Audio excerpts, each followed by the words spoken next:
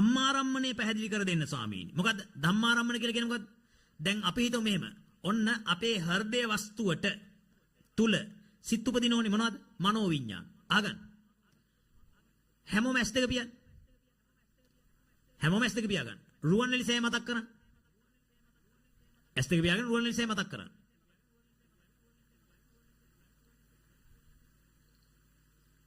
ඇස් දෙක පියාගෙන මතක් කරන්නකෝ. දැන් ඔය රුවන්වැලිසෑය දැක්කද? කියන්න. රුවන්වැලිසෑය දැක්කද? රමුණු වුණා කාටද? දැක්කනම් ඇහැටනේ. දැන් මොකක්ද උනේ? මනෝවිඤ්ඤාණයට අරමුණු වුණා. අන්න ධම්මාරම්මණය.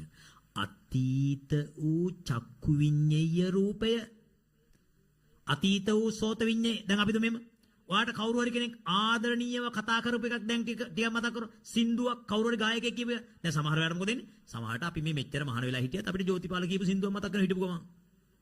හරිද? තේරෙනවනේ? අපි අර මොකද්ද මේ මොහිදින් බේ කියව ඔබේ රාගී මන. ආන් ඒ වගේ එකක් මතක් වෙනවා. දැන් මතක් කරලා මේක ඇතුලේ මොකද ඉන්නේ? මේක ඇතුලෙන් සින්දුව කියවෙනවා. සින්දුව කියවෙනවද නැද්ද? හිත ඇතුලෙන් මේක වැඩ කරනවා. ඒ මොකද්ද? අතීත සෝත විඤ්ඤේය ශබ්දයක් වර්තමාන මනෝවිඤ්ඤාණයට අරමුණු වෙලා. ඒව ධම්මාරම්මන. ඒව මොනවද? ධම්මාරම්මන.